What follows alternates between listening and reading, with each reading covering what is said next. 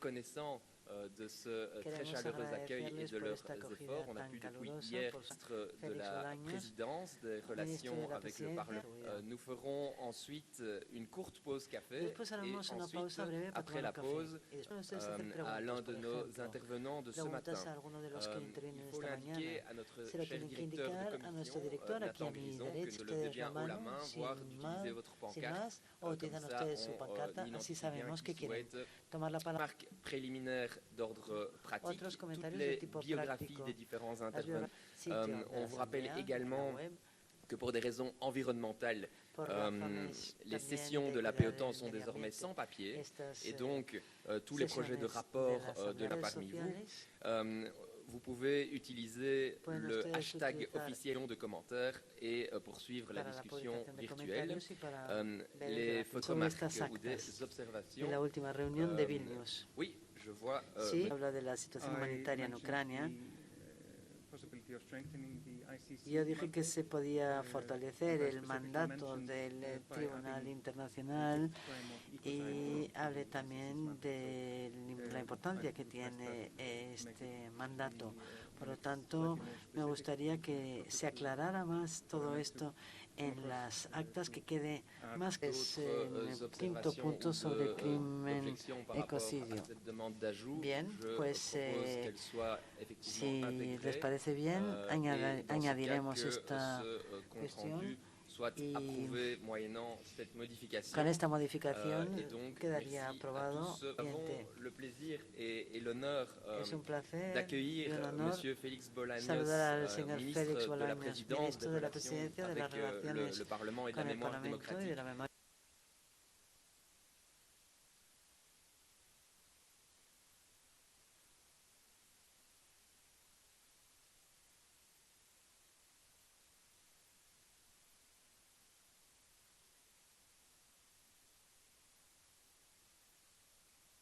Reconnaissant de ce très chaleureux accueil et de leurs efforts, on a pu depuis hier de la présidence des relations avec le Parlement. Nous ferons ensuite une courte pause café et ensuite, après la pause, à l'un de nos intervenants de ce matin. Il faut l'indiquer à notre cher directeur de commission, Nathan Grison, que nous levez bien haut la main, voire d'utiliser votre pancarte. Comme ça, on identifie bien qui souhaite. Remarques préliminaires d'ordre pratique, toutes les biographies des différents intervenants. On vous rappelle également que pour des raisons environnementales, les sessions de l'APOTAN sont désormais sans papier et donc tous les projets de rapport de la parmi vous. Vous pouvez utiliser le hashtag officiel de commentaires et poursuivre la discussion virtuelle. Les photomarques ou des observations. Oui, je vois. Sí, habla de la situación humanitaria en Ucrania. Yo dije que se podía fortalecer el mandato del Tribunal Internacional y hablé también de la importancia que tiene este mandato. Por lo tanto, me gustaría que se aclarara más todo esto en las actas, que quede más que en el quinto punto sobre el crimen ecocidio. Bien, pues si les parece bien, añadiremos esta cuestión y con esta modificación quedaría aprobado. Es un placer y un honor saludar al señor Félix Bolaños, ministro de la Presidencia de las Relaciones con el Parlamento y de la Memoria Democrática de España. El señor Bolaños tiene un diploma de Derecho de la Universidad Complutense de Madrid. Il a travaillé pour la Banque d'Espagne, puis il a occupé le poste de secrétaire général de la presidencia del gobierno antes de asumir su cargo actual. Et donc, Monsieur le ministre va nous parler du rôle de la cohésion sociale dans la sécurité. Para la seguridad. Hablará aquí esta la mañana. Tiene usted la palabra. Le vamos a escuchar con gran atención. Gracias. Buenos días a todos y a todas. Bienvenidos a España, bienvenidos a Madrid. Gracias por su asistencia a esta conferencia. Gracias, presidente en funciones, señor de Meus, por su presentación. Y gracias también al director de la comisión, señor Robinson, también presente en esta mesa. Como efectivamente el presidente en funciones de la comisión les anunciaba, hablaré de la seguridad a través de la cohesión social, la indispensable, la imprescindible lucha contra la exclusión y contra la discriminación y la desigualdad para tener unos estándares de seguridad que sean adecuados. Gracias por la invitación a este foro. Estoy encantado de poder intervenir en este marco de la Alianza Atlántica y en este marco de la Asamblea Parlamentaria para poder reflexionar en voz alta, intercambiar opiniones con todos ustedes sobre los retos actuales que tenemos los gobiernos, que tenemos los parlamentos, que tenemos las organizaciones internacionales, como es el caso de la OTAN, para intentar que la seguridad sea un elemento absolutamente garantizado en nuestras sociedades. Creo que es un encuentro que servirá para no solo promover el intercambio de ideas, sino también, ¿por qué no?, para que avancemos en algún consenso que debe marcar las políticas de la Alianza. Por eso, para diseñar y para orientar las políticas públicas del presente y del futuro, este tipo de foros son necesarios, diría que imprescindibles, para que podamos poner en común las distintas experiencias y las distintas políticas públicas que se implementan en los diferentes países aquí representados. Voy a dividir mi exposición en tres partes. La primera de ellas será de contexto global. La segunda parte de mi intervención hablaré del trabajo que estamos haciendo desde el Gobierno de España para abordar los retos que este contexto está planteando, desde el punto de vista de la seguridad, de la cohesión social y también de la consecución de sociedades que sean más justas y más seguras. Y, en tercer lugar, acabaré con unas conclusiones de mi charla que espero sean de su interés y pongan encima de la mesa algunos asuntos para luego poder intercambiar opiniones y poder debatir. Respecto al contexto actual, el primer punto de mi intervención. Creo que a nadie de los que estamos aquí se nos escapa la complejidad del momento que estamos viviendo. Las sociedades en el siglo XXI son muy complejas y las realidades del mundo también lo son. Además, se van transformando continuamente, tanto las sociedades como los problemas, y las complejidades se van transformando, lo cual hace también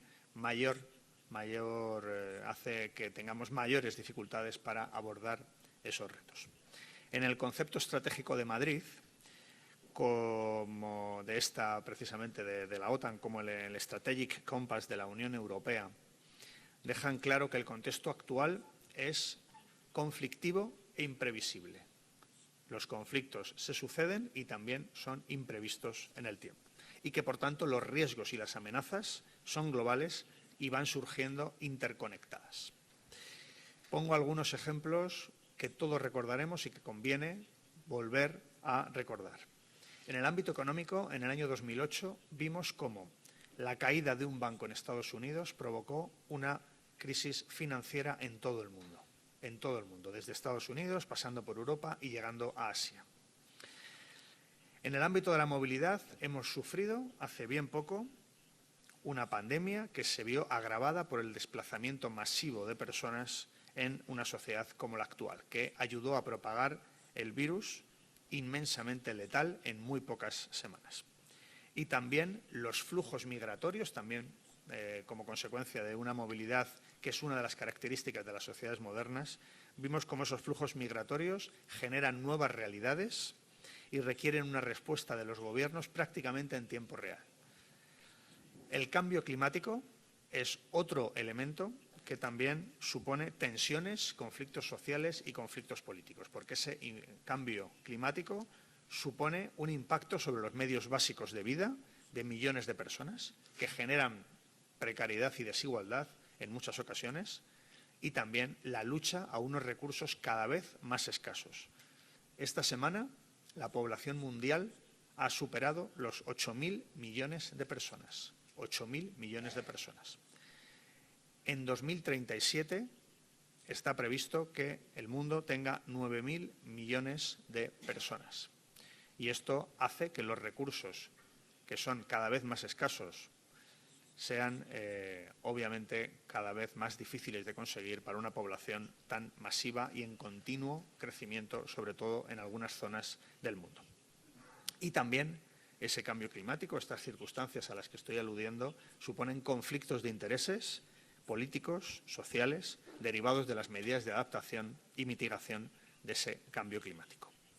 Y también, por poner un ejemplo sobradamente conocido de conflictos que se van superponiendo unos a otros, en el ámbito de la geopolítica, la invasión de Rusia a Ucrania ha supuesto, además de una guerra cruel que está acabando con miles de vidas inocentes, está suponiendo graves desajustes macroeconómicos en la economía mundial de todos los países y también el desabastecimiento en algunas materias primas que está también, por supuesto, generando una alta inflación y un encarecimiento de los precios. Todo ello, por supuesto, acompañado por un éxodo, el que se ha producido de habitantes de Ucrania hacia, sobre todo, Europa, que es el mayor desde la Segunda Guerra Mundial, el mayor éxodo desde la Segunda Guerra Mundial, consecuencia de la guerra en Ucrania provocada por Putin. Todas estas tensiones, todos estos elementos, que los ejemplos que he puesto, ninguno de ellos se va más allá de una década, es decir, son muy recientes, se van superponiendo unos a otros y hacen que se produzcan nuevos conflictos regionales, sociales, políticos, que hace una década, hace un lustro no conocíamos y que hoy están encima de la mesa. Se generan también, por supuesto, graves desigualdades, que luego, como también veremos, intentaré profundizar en ello, esas desigualdades son un caldo de cultivo para que se produzcan momentos de inseguridad.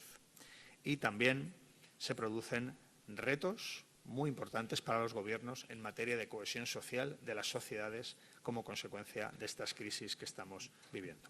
Por eso los gobiernos nos vemos obligados a afrontar de manera necesaria, por supuesto, políticas para garantizar la estabilidad.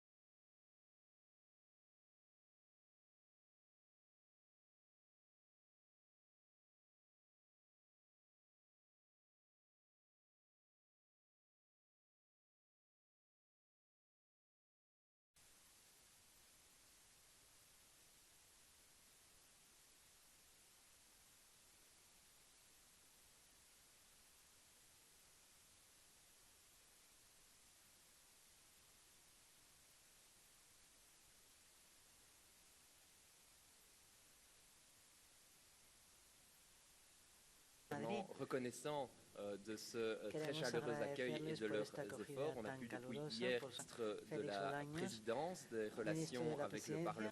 Nous ferons ensuite une courte pause café et ensuite, après la pause, à l'un de nos intervenants de ce matin. Il faut l'indiquer à notre cher directeur de commission, Nathan Grison, que ne levez bien haut la main, voire d'utiliser votre pancarte. Comme ça, on identifie bien qui souhaite tomar la palabra. Remarques préliminaires d'ordre pratique, toutes les biographies des différents intervenants. On vous rappelle également que pour des raisons environnementales, les sessions de l'APOTAN sont désormais sans papier et donc tous les projets de rapport de l'un parmi vous, vous pouvez utiliser le hashtag officiel de commentaires et poursuivre la discussion virtuelle. Les photomarques ou des observations. La última reunión de Vilnius. Oui, je vois. Sí, habla de la situación humanitaria en Ucrania.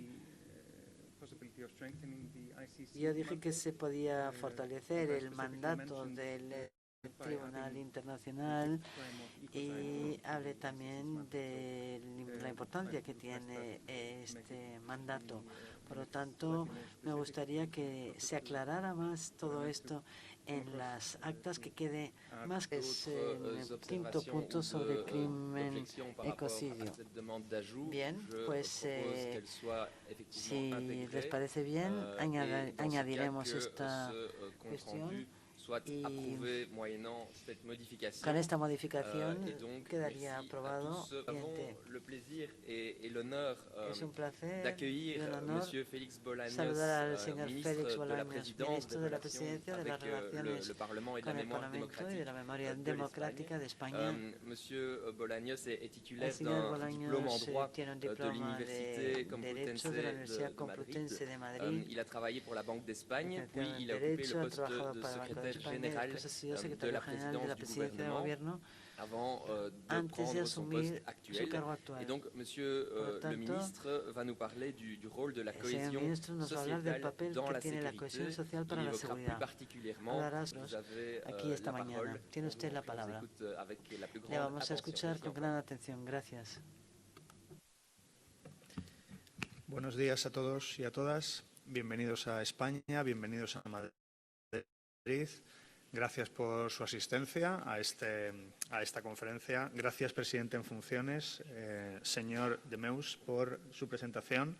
Y gracias también al director de la comisión, señor Robinson, también presente en esta mesa. Como efectivamente el presidente en funciones de la comisión les anunciaba, hablaré de la seguridad a través de la cohesión social, la indispensable, la imprescindible lucha contra la exclusión y contra la discriminación y la desigualdad para tener unos estándares de seguridad que sean adecuados. Gracias por la invitación a este foro. Estoy encantado de poder intervenir en este marco de la Alianza Atlántica y en este marco de la Asamblea Parlamentaria para poder reflexionar en voz alta, intercambiar opiniones con todos ustedes sobre los retos actuales que tenemos los gobiernos, que tenemos los parlamentos, que tenemos las organizaciones internacionales, como es el caso de la OTAN, para intentar que la seguridad sea un elemento absolutamente garantizado en nuestras sociedades. Creo que es un encuentro que servirá para no solo promover el intercambio de ideas, sino también, ¿por qué no?, para que avancemos en algún consenso que debe marcar las políticas de la Alianza. Por eso, para diseñar y para orientar las políticas públicas del presente y del futuro, este tipo de foros son necesarios, diría que imprescindibles, para que podamos poner en común las distintas experiencias y las distintas políticas públicas que se implementan en los diferentes países aquí representados. Voy a dividir mi exposición en tres partes. La primera de ellas será de contexto global. La segunda parte de mi intervención hablaré del trabajo que estamos haciendo desde el Gobierno de España para abordar los retos que este contexto está planteando, desde el punto de vista de la seguridad, de la cohesión social y también de la consecución de sociedades que sean más justas y más seguras. Y, en tercer lugar, acabaré con unas conclusiones de mi charla que espero sean de su interés y pongan encima de la mesa algunos asuntos para luego poder intercambiar opiniones y poder debatir. Respecto al contexto actual, el primer punto de mi intervención. Creo que a nadie de los que estamos aquí se nos escapa la complejidad del momento que estamos viviendo. Las sociedades en el siglo XXI son muy complejas y las realidades del mundo también lo son. Además, se van transformando continuamente, tanto las sociedades como los problemas, y las complejidades se van transformando, lo cual hace también hace que tengamos mayores dificultades para abordar esos retos. En el concepto estratégico de Madrid, como de esta precisamente de la OTAN, como el Strategic Compass de la Unión Europea, dejan claro que el contexto actual es conflictivo e imprevisible. Los conflictos se suceden y también son imprevistos en el tiempo. Y que, por tanto, los riesgos y las amenazas son globales y van surgiendo interconectadas. Pongo algunos ejemplos que todos recordaremos y que conviene volver a recordar. En el ámbito económico, en el año 2008, vimos cómo la caída de un banco en Estados Unidos provocó una crisis financiera en todo el mundo, desde Estados Unidos, pasando por Europa y llegando a Asia. En el ámbito de la movilidad hemos sufrido, hace bien poco, una pandemia que se vio agravada por el desplazamiento masivo de personas en una sociedad como la actual, que ayudó a propagar el virus inmensamente letal en muy pocas semanas.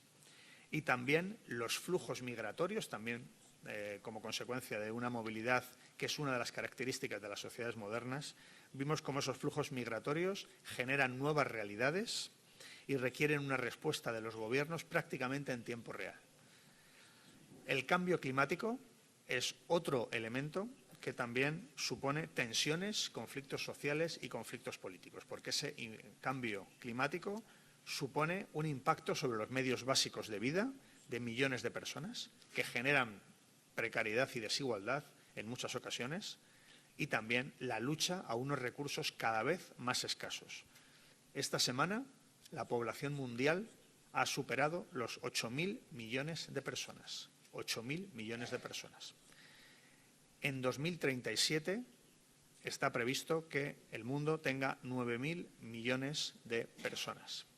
Y esto hace que los recursos, que son cada vez más escasos, sean obviamente cada vez más difíciles de conseguir para una población tan masiva y en continuo crecimiento, sobre todo en algunas zonas del mundo.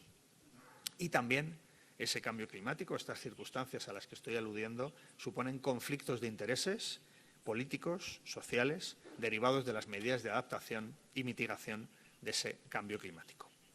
Y también, por poner un ejemplo sobradamente conocido de conflictos que se van superponiendo unos a otros, en el ámbito de la geopolítica, la invasión de Rusia a Ucrania ha supuesto, además de una guerra cruel que está acabando con miles de vidas inocentes, está suponiendo graves desajustes macroeconómicos en la economía mundial de todos los países y también el desabastecimiento en algunas materias primas que está también, por supuesto, generando una alta inflación y un encarecimiento de los precios. Todo ello, por supuesto, acompañado por un éxodo, el que se ha producido de habitantes de Ucrania hacia, sobre todo, Europa, que es el mayor desde la Segunda Guerra Mundial. El mayor éxodo desde la Segunda Guerra Mundial, consecuencia de la guerra en Ucrania provocada por Putin. Todas estas tensiones, todos estos elementos, que los ejemplos que he puesto, ninguno de ellos se va más allá de una década, es decir, son muy recientes, se van superponiendo unos a otros y hacen que se produzcan nuevos conflictos regionales, sociales, políticos, que hace una década, hace un lustro no conocíamos y que hoy están encima de la mesa. Se generan también, por supuesto, graves desigualdades, que luego, como también veremos, intentaré profundizar en ello, esas desigualdades son un caldo de cultivo para que se produzcan momentos de inseguridad. Y también se producen retos muy importantes para los gobiernos en materia de cohesión social de las sociedades como consecuencia de estas crisis que estamos viviendo.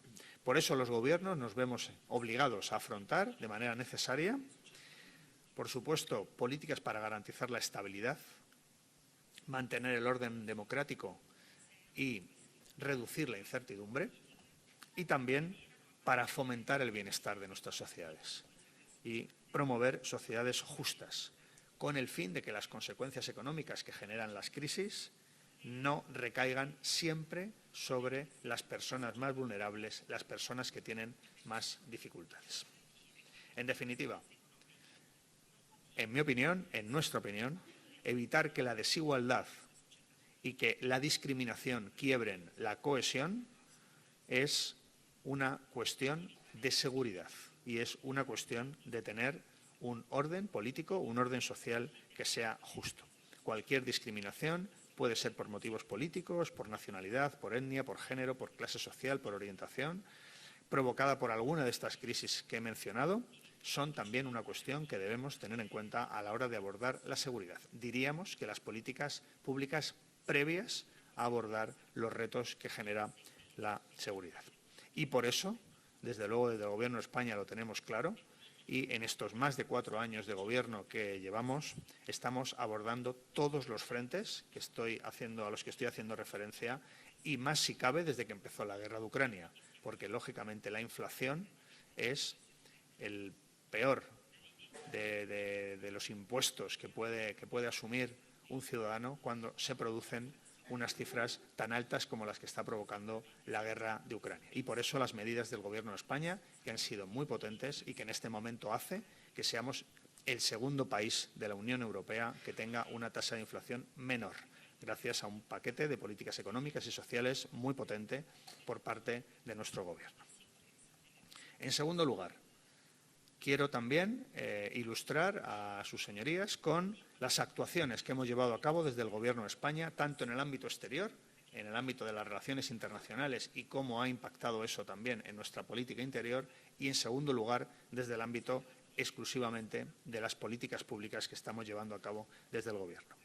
En el ámbito exterior, creo que no descubro nada si les digo que el Gobierno de España mantiene su compromiso indiscutible con los valores de la libertad, de la democracia, del respeto a los derechos humanos y del imperio de la ley. Valores todos ellos que se ratificaron en la última cumbre de la OTAN que se celebró, como todos ustedes conocen, en Madrid, en esta misma ciudad.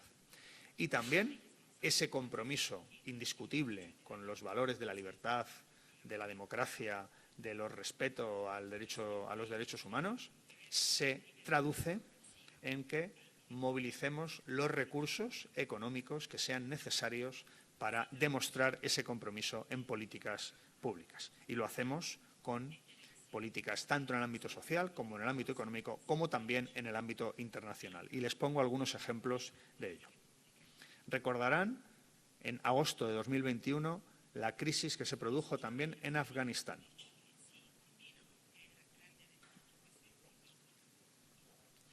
Fue una de las primeras crisis que abordamos, desde luego en mi caso. Yo fui nombrado ministro unos meses antes de aquel mes de agosto de 2021, y una de las primeras tareas que tuve encomendadas fue la coordinación del grupo de trabajo para la evacuación de Afganistán del personal español y de los colaboradores afganos, una operación en la que todos sus países también tuvieron que trabajar intensamente en aquellos días.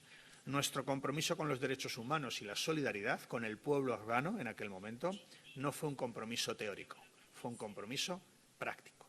La delegación española fue la última en abandonar el país tras la toma del poder por parte de los talibanes.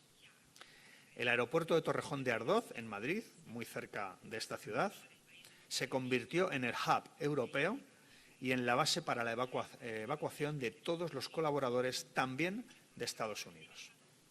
Quiero recordar aquí esa frase que tanto significó para nosotros, de la presidenta de la Comisión Europea, de Ursula von der Leyen, que nos dijo que en aquella crisis de Afganistán España fue el alma y el corazón de Europa. Podríamos incluso decir del mundo, porque constituimos en Torrejón de Ardoz, en una base militar muy cercana, a unos pocos kilómetros de aquí, constituimos un hub donde conseguíamos que todos los refugiados afganos volaran a Torrejón, y desde aquí se repartían a los distintos países de destino. Alcanzamos a evacuar 3.900 personas solo en España, 3.900 personas. Priorizamos a minorías, a las personas más amenazadas por los talibanes, a activistas de derechos humanos, a mujeres, a niñas, a profesoras, a periodistas, a integrantes de la comunidad LGTBI, personas homosexuales que tenían un riesgo cierto de su integridad física y de su vida en Afganistán desde que los talibanes tomaron el poder en aquel agosto de 2021. Por eso creo que este fue un ejemplo del compromiso español con los derechos humanos y de su puesta en práctica real cuando es necesario llevarlo a cabo. Segundo ejemplo que les pongo es Ucrania. En Ucrania estamos trabajando en España como miembro de la OTAN y como miembro de la Unión Europea, absolutamente involucrados en ese conflicto provocado por Rusia. Tenemos 3 niveles de decisión.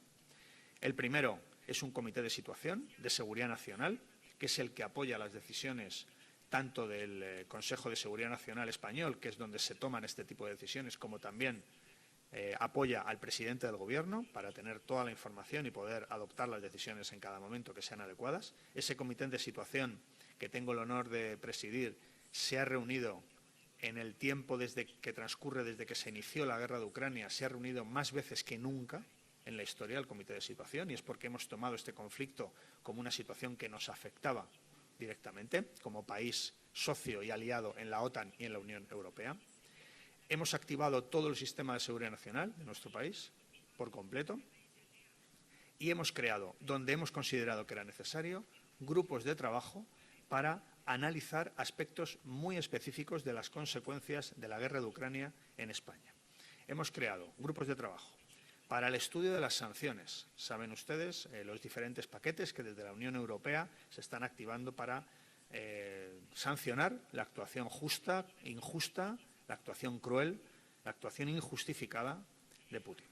Y tenemos un grupo de trabajo para estudiar cuáles son las consecuencias y cuáles son las propuestas que el Gobierno de España va haciendo. En segundo lugar, tenemos ya activado un grupo que esperemos que cuanto antes sea el prioritario y, ¿por qué no?, sea el único que se mantenga, que es para colaborar en la futura reconstrucción de Ucrania. Y ahí estoy convencido que todos los países aquí presentes estamos comprometidos con esa reconstrucción de Ucrania después de haber sufrido esta agresión tan brutal por parte de Rusia. También tenemos un grupo de trabajo para hacer el seguimiento de los incidentes de ciberseguridad que se están produciendo y que se han producido en el marco del conflicto. Afortunadamente no han sido muchos, afortunadamente no han sido graves, al menos en España, pero tenemos un grupo de trabajo que diariamente va analizando los ataques. Les garantizo que son multitud, pero que afortunadamente tienen éxito muy, muy pocos. También hemos creado un grupo de trabajo para analizar las consecuencias en el ámbito energético. La mayor consecuencia ha sido la disparatada subida del precio del gas como consecuencia de la guerra de Ucrania. No es necesario que profundice mucho más en que Putin está también chantajeándonos a todos los aquí presentes, a todos los países aquí presentes, con el precio del gas y con la provisión de gas a sus antiguos clientes. Y por último, también un grupo de trabajo relacionado con los desplazados temporales, con esas personas que tienen que salir de Ucrania para buscar un futuro en el que no esté en riesgo su vida o su integridad. Hemos acogido, siendo un país geográficamente lejano a Ucrania, hemos acogido 153.000 personas. Somos el quinto país de la Unión Europea que más refugiados ucranianos ha acogido. Y lo hemos hecho, además, garantizándoles todos los servicios sociales que tenemos en nuestro país. Es decir, sanidad desde el primer día, educación, escolarizando a los niños y a las niñas ucranianas en colegios públicos españoles y así como cualquier otro derecho que cualquier español tenga en este momento, también se lo hemos garantizado a los refugiados ucranianos, 153.000 en este momento. Estas son las políticas, los ejemplos que les pongo de compromiso de derechos humanos con los derechos humanos y con la democracia del Gobierno de España a nivel internacional. Y ahora les cuento también acciones que tomamos desde el Gobierno de España para trabajar por la cohesión social, por la igualdad en nuestro país, que obviamente beneficia a la estabilidad y a la seguridad también de nuestra patria. Cuando hablamos de cohesión social, estamos hablando de acceso a educación, estamos hablando de acceso a la sanidad, estamos hablando de justicia, de servicios sociales, de servicios asistenciales. Pero también estamos hablando de empleo de calidad, de empleo que no sea precario, de empleo que sea estable y con una retribución digna. Y también estamos hablando de valores democráticos en cuanto a aceptación de la multiculturalidad y de la diversidad que todas nuestras sociedades tienen, todas, sin excepción. También hablamos de una ética social o comunitaria de solidaridad con los que tienen más dificultades. Y hablamos de participación, claro que sí, de participación política. Si todos estos factores merman, la cohesión social se debilita y, por ende, en consecuencia, también se debilita la seguridad. Cuando la convivencia y la cohesión son frágiles, es cuando la inseguridad aflora. y, por tanto, una mayor cohesión es lo que facilita un entorno de seguridad que sea inclusivo. Teniendo en cuenta estos parámetros, estas ideas, estamos actuando básicamente en dos frentes. El primero, combatiendo la pobreza y la exclusión social, que todavía en las sociedades avanzadas, modernas, democráticas, occidentales, como son las nuestras, todavía existe. Existen personas por debajo del umbral de la pobreza o existen personas que están en riesgo de entrar en pobreza, sobre todo en una situación económica difícil como la que tenemos ahora, y por tanto es una prioridad del Gobierno de España luchar contra esa exclusión social y contra esa desigualdad, y también hacerlo en paralelo, muy relacionado con lo primero, reforzar nuestro estado de bienestar. Y reforzar nuestro estado del bienestar es crear una red de seguridad para que todos los ciudadanos de nuestro país sepan que aún en el peor momento de sus vidas habrá una red de seguridad en materia de educación, en materia de sanidad, en materia de prestaciones sociales que puedan garantizar una existencia digna para ellos. Por eso, favorecemos la inclusión, en particular de quienes están en riesgo de pobreza, y también hacemos políticas para mejorar nuestro mercado de trabajo. Hemos aprobado el año pasado una reforma laboral, una reforma en la legislación laboral española que está facilitando la incorporación de trabajadores al mercado laboral. De hecho, tenemos la mayor cifra de ocupación de trabajadores en activo de la historia de nuestro país, de la historia de España. Y eso, obviamente, supone que se mejoren las condiciones de vida de personas que antes no tenían empleo. Hoy en España trabajan 20,5 millones de personas. Ya les digo que es la cifra más alta desde que tenemos registros de ocupación. Y además, con esa reforma de la legislación laboral, hemos conseguido que la mitad de los contratos sean indefinidos. Es decir, que los trabajadores, las trabajadoras, puedan tener proyectos de vida, como suscribir una hipoteca, suscribir un contrato de alquiler o hacer un proyecto de vida en común con la estabilidad que han conseguido en el empleo. A esto añadimos otras medidas a las que denominamos un escudo social. El escudo social supone que reforcemos algunas políticas como lo que nosotros denominamos el ingreso mínimo vital, que es una prestación mínima que todo ciudadano español tiene derecho por el mero hecho de existir y que se va ajustando la cuantía en función de las circunstancias familiares. No es lo mismo para una persona que viva sola que para una familia que tenga 2 hijos, que tenga 3, que tenga 4. Eso es una prestación de dignidad, una prestación que garantiza una existencia digna. También hemos incrementado las pensiones, tanto las contributivas como las que no. Las contributivas son las que son consecuencia de una carrera de cotización y las no contributivas la de aquellas personas que no han trabajado lo suficiente en su vida como para tener derecho a una pensión. También esas pensiones de subsistencia también las hemos mejorado en cuantías muy importantes. Y en cuanto a las pensiones contributivas, las que tienen como consecuencia de una carrera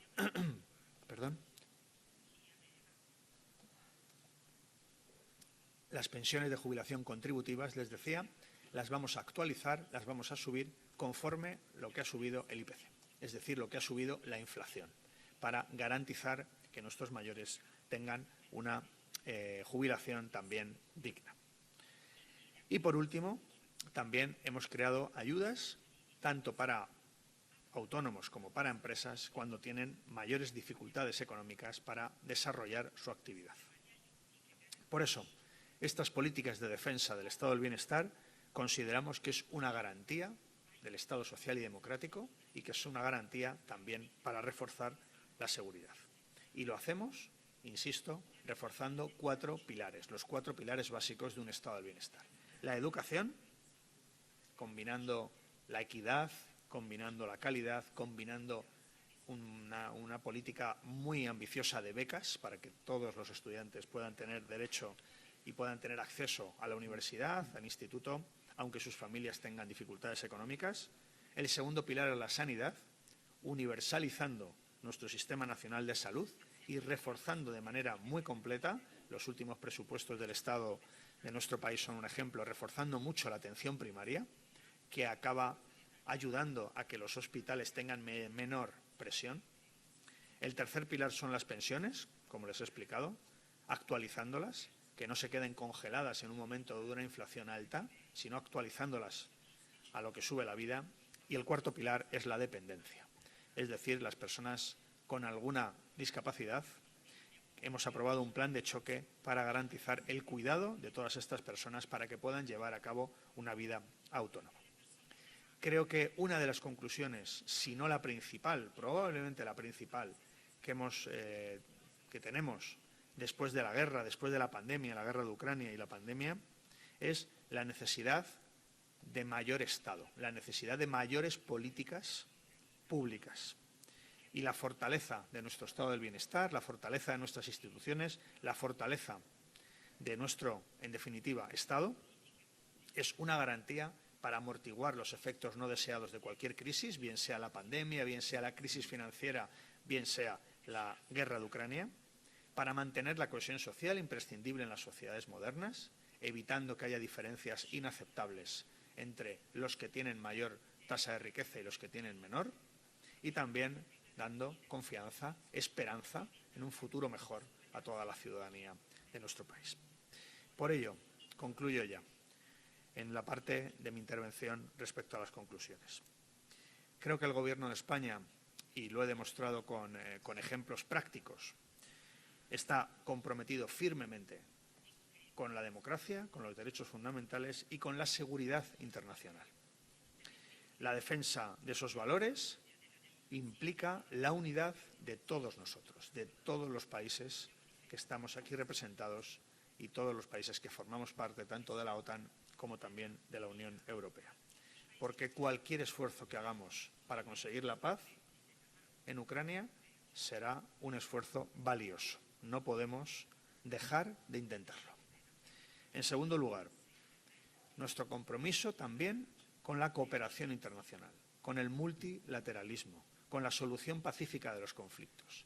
En un mundo tan complejo y con riesgos geopolíticos tan diferentes en distintas zonas del mundo, es imprescindible que los países que tenemos una visión, podemos decir, similar de la democracia, de los derechos humanos, de nuestros estados, trabajemos conjuntamente para poder garantizar esa seguridad y garantizar que la democracia es siempre el pilar fundamental de nuestras políticas. Solo así conseguiremos sociedades más justas, más prósperas y más libres.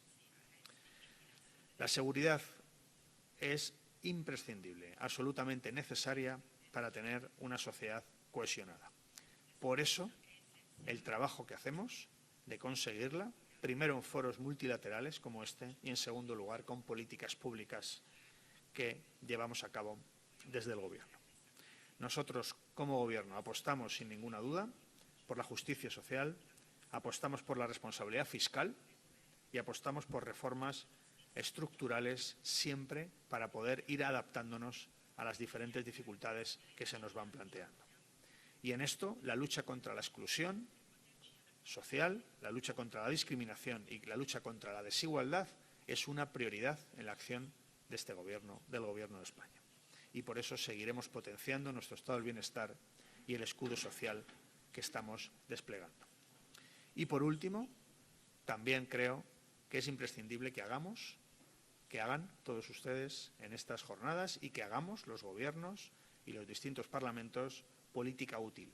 Política útil es aquel que se deriva de los grandes acuerdos, de los acuerdos que ponen en marcha políticas que nacen para permanecer y que, por tanto, generan un amplio consenso en las sociedades y en las fuerzas políticas, y son políticas que no se revierten, porque cuentan con ese alto grado de conocimiento, ese alto grado de acuerdo entre las distintas fuerzas políticas que, obviamente, siempre tienen diferencias que son legítimas.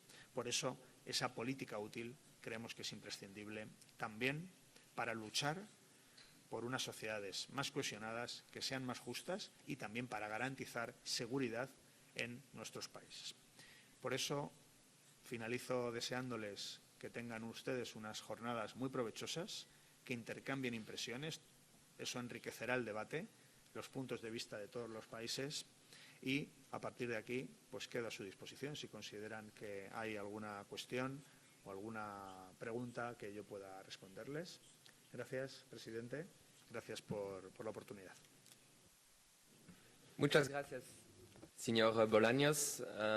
Je vais directement y voy a darle la palabra directamente a Andrés Johnson de Islandia, que pidió la palabra antes porque quería hacer la primera pregunta. Nuestro colega de Islandia, Andrés, tiene la palabra. Muchas gracias por su presentación.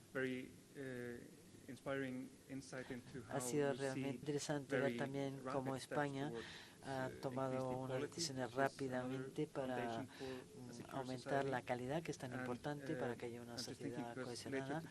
Y vamos a hablar desde luego de la violencia sexual como arma de guerra, política exterior feminista. Me gustaría saber que nos comentara un poco esta cuestión y esto es todo. Muchas gracias. Andrés, señor ministro, ¿puede usted contestar? Muchas gracias. Sí, es uno de los elementos, sin duda, también que consideramos importante. En sociedades tan avanzadas como las nuestras, sigue habiendo mayores dificultades para las mujeres. Sigue habiendo. Y, por tanto, es un vector absolutamente imprescindible en las políticas del Gobierno de España el apostar por el feminismo como política de acción en favor de la igualdad real y efectiva entre hombres y mujeres.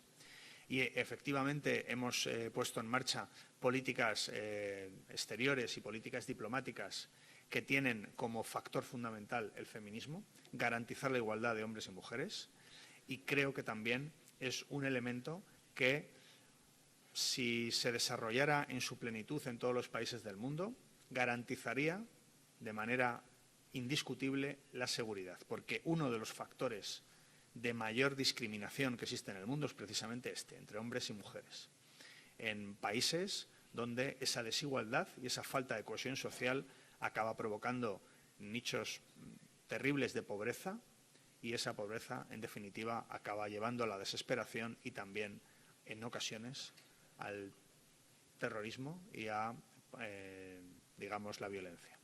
Por tanto, la apuesta de nuestro Gobierno con las políticas feministas es indudable.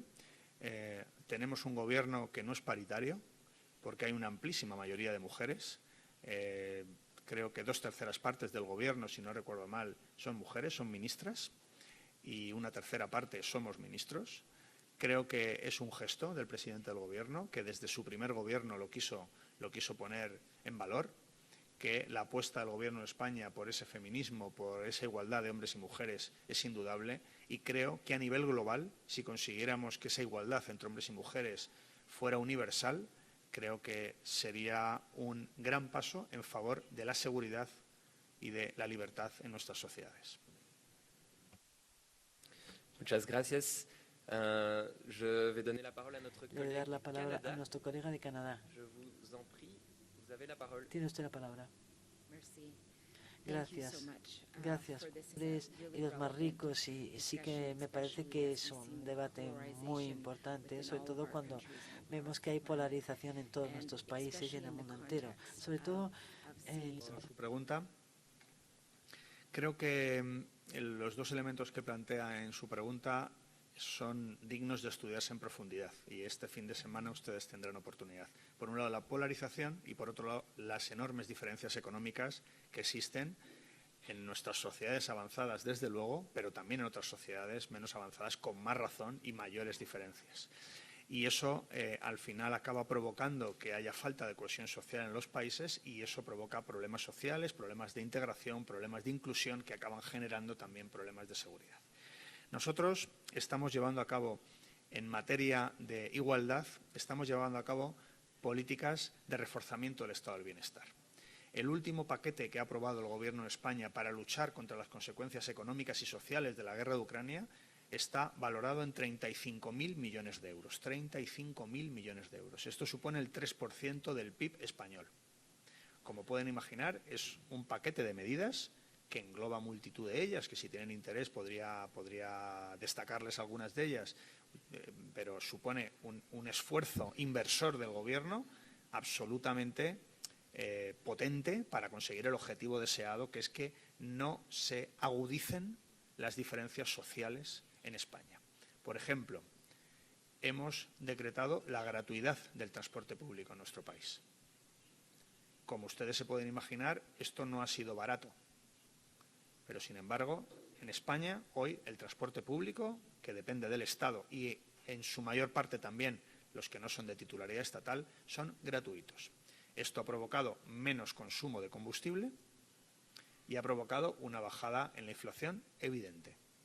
Por eso, España, que tenía una inflación de las más altas de la Unión Europea hace unos meses, hoy tiene la segunda más baja, solo por debajo de Francia en la Unión Europea, la tasa de inflación. Sigue siendo alta, por supuesto que un 7,3% es una tasa alta. Vamos a seguir trabajando para reducirla más. Pero ya están teniendo efectos las políticas que estamos llevando a cabo desde el Gobierno. Y eso, ese esfuerzo inversor de 35.000 millones de euros, del 3% del PIB, hay que financiarlo. Porque además, como somos un Gobierno con responsabilidad fiscal, no estamos aumentando el déficit, al revés, se está reduciendo y también estamos reduciendo las cifras de deuda. Y por eso estamos creando impuestos para que los que mayores rentas tienen, los que mayor capacidad y las empresas que mayores beneficios tienen en este contexto de crisis puedan aportar de manera temporal algo más al Tesoro Público. Y, por ejemplo, estamos tramitando para aprobar a partir del 1 de enero un impuesto a las grandes compañías energéticas y a las grandes entidades financieras. Porque, paradójicamente, están teniendo unos beneficios extraordinarios durante una crisis que estamos pagando todos y todas. El aumento desproporcionado del gas, del precio del gas, está suponiendo que tengan beneficios extraordinarios, lo que en la terminología europea llamamos beneficios caídos del cielo, que no son caídos del cielo, que son caídos del bolsillo de los consumidores, están teniendo mayores beneficios. Y por eso, durante 2 años, les vamos a pedir un esfuerzo adicional para que puedan también aportar de esos beneficios extraordinarios una parte que vaya al Tesoro Público. Y con las entidades financieras, el incremento del Euribor, el incremento de los tipos de interés para hipotecas, para préstamos, también está suponiendo mayores beneficios para las entidades financieras. Por eso también a las grandes entidades financieras les pedimos un esfuerzo temporal de arrimar el hombro, que creemos que es de justicia y que les tengo que decir que obviamente con algunos debates, pero creo que está absolutamente aceptado, no ya en la sociedad española, que por supuesto, sino incluso entre las sociedades, las empresas, las compañías que van a tener que hacer frente a estos impuestos. Con eso, con esas aportaciones, más también aportaciones a las personas, nuestro sistema tributario es progresivo, quien más tiene más contribuye, quien menos tiene menos contribuye. Con eso, con esos ingresos, reforzamos un estado del bienestar que refuerza la equidad en nuestro país, que refuerza las posibilidades de que alguien que vive en un pueblo pequeño, perdido en la provincia de Teruel, pueda tener acceso a los mismos servicios sociales que se tienen en Madrid, en Barcelona o en Valencia. Pero también una política de becas con el presupuesto de este año, la mayor partida en becas de la historia de nuestro país, para que la riqueza de tu familia no condicione si un estudiante, si un chaval, si un joven puede estudiar o no puede estudiar. Esas becas garantizan que todas las personas con talento, que se esfuercen, puedan estudiar y puedan lograr tener un título universitario. Este tipo de políticas, entre las que destaca de manera clara el ingreso mínimo vital, al que antes hacía referencia, que es una prestación que garantiza la subsistencia de las familias. Y además que estamos consiguiendo llegar a esas bolsas de pobreza que existen en todas las sociedades, insisto. No podemos pensar que por estar en la Europa avanzada y por estar en el primer mundo no tenemos bolsas de pobreza. Existen bolsas de pobreza en todas las sociedades.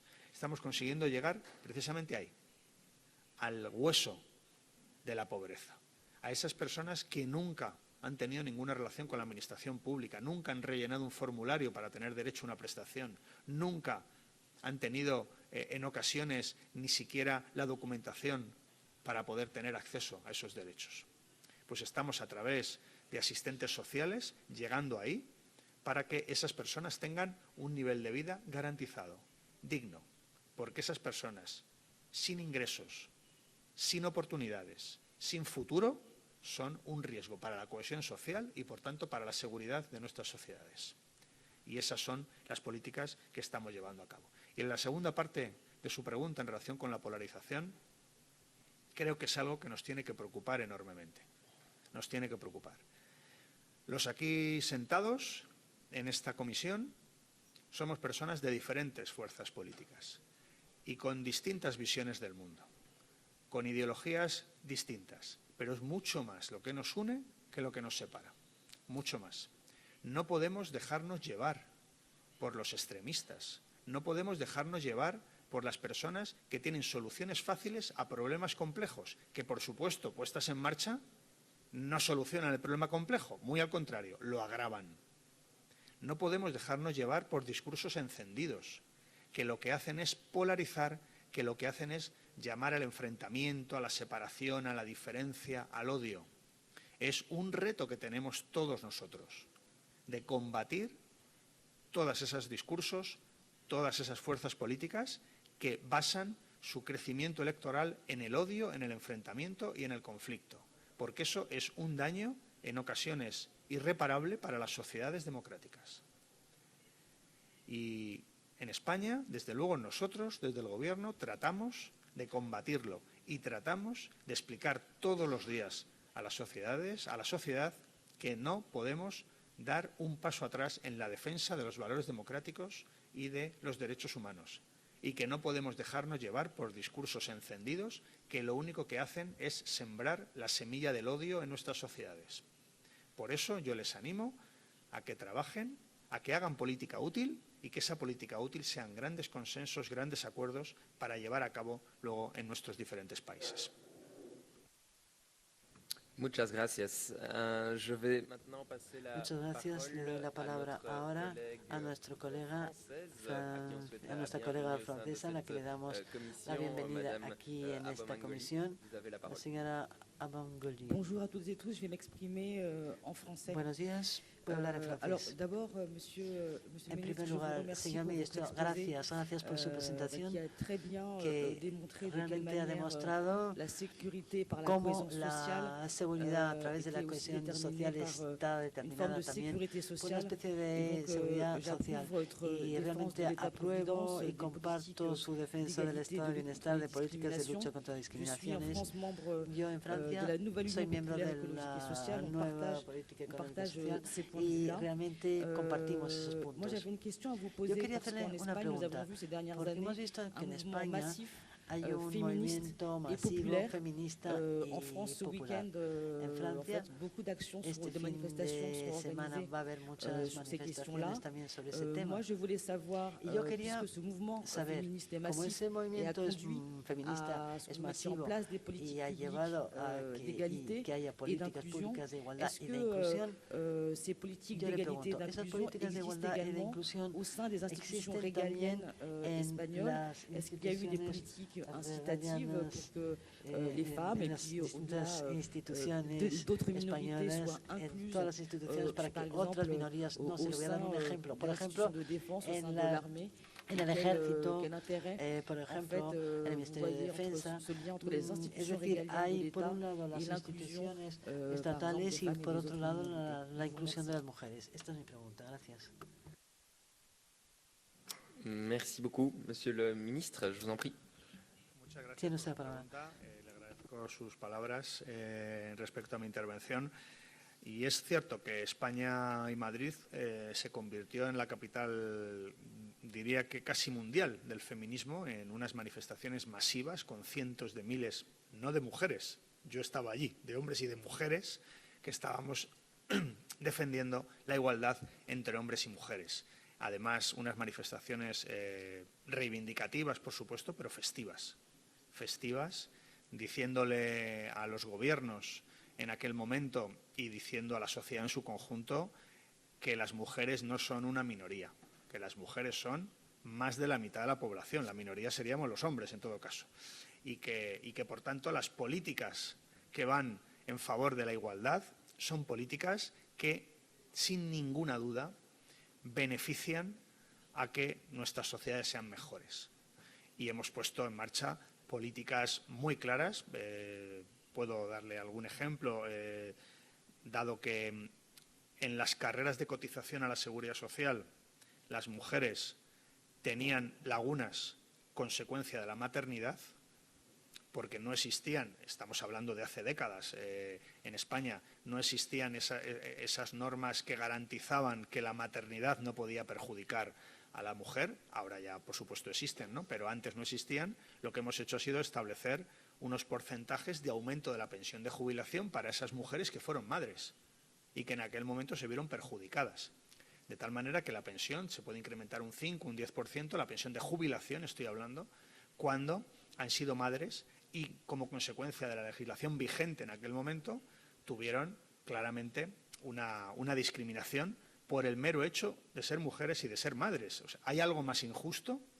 ¿Se nos ocurre a alguien algo más injusto que ser discriminado por ser mujer y por ser madre? Bueno, pues esto nosotros lo hemos puesto encima de la mesa, lo hemos abordado como un problema y lo hemos solucionado. Y también hemos equiparado los permisos de maternidad y de paternidad. En España, cuando una madre tenía un niño, tenía 16 semanas de permiso. Y en ocasiones esto podía suponer, no siempre, diría que de manera muy minoritaria, pero existía, podía suponer un hándicap para la mujer en el entorno laboral, porque podría haber empresas o empresarios o empresarias que prefirieran hombres que no tuvieran permisos de maternidad. Y además suponía una segunda consecuencia negativa, y era que la mujer se tenía que encargar de manera casi obligada, porque era la que se quedaba en casa con el bebé, de los cuidados de esa criatura. Y, por tanto, y el padre seguía trabajando. Bueno, pues hemos equiparado los permisos de padres y madres. En este momento tienen el mismo permiso, tanto el hombre como la mujer. Algunos no llegamos a esa equiparación de los permisos y tuvimos nuestro hijo antes de que esta equiparación se estableciera. Pero, no obstante, creo que es una política muy necesaria para también garantizar la igualdad del hombre y de mujer. Y, por último, es verdad que hay algunas instituciones donde se necesita más tiempo para conseguir esa igualdad efectiva entre hombres y mujeres. Usted ponía un ejemplo en relación con las Fuerzas Armadas y con defensa, ¿no? ¿Qué ocurre? Ocurre que durante décadas era muy infrecuente, muy raro, que una mujer se incorporara a las Fuerzas Armadas, sobre todo en grados de oficialidad, en grados de mando, ¿no? De tal manera que hoy estamos, digamos, en un contexto en el que todas las personas o la inmensa mayoría de las personas que se incorporaban a las Fuerzas Armadas en un grado de mando eran hombres. Y esto supone un desequilibrio entre los hombres y las mujeres en los puestos de mando actual del Ejército. Nosotros también estamos absolutamente motivados para que esa igualdad se produzca también ahí. De hecho, tenemos el honor de ser el primer gobierno en el que se ha nombrado general a una mujer. Y no se ha hecho antes, no lo atribuyo a la responsabilidad de ningún gobierno anterior, no se ha hecho antes porque seguramente no era ni posible. Pero ahora, precisamente, estamos trabajando en ello, estamos trabajando en conseguir que también haya una igualdad efectiva entre hombres y mujeres en los puestos de mando en el Ejército Español. Tenemos una ministra de Defensa, como ustedes bien saben, una magnífica ministra de Defensa, que está haciendo políticas en favor de la mujer desde el inicio de su mandato. Y también estamos llevando a cabo políticas en los sistemas de acceso a no solo las Fuerzas Armadas, sino también las fuerzas y cuerpos de seguridad del Estado, para facilitar que las mujeres se incorporen a las fuerzas del orden en nuestro país. Un grand merci, monsieur le ministre. Muchísimas gracias, señor ministro. Bueno, me doy cuenta que tenemos mucho que aprender en Bélgica con respecto a igualdad y permisos de paternidad, por ejemplo. ¿Está usted de acuerdo en admitir una última pregunta? ¿Tiene tiempo? En ese caso, tenemos una pregunta más de nuestro colega Kingsmill. Tiene usted la palabra.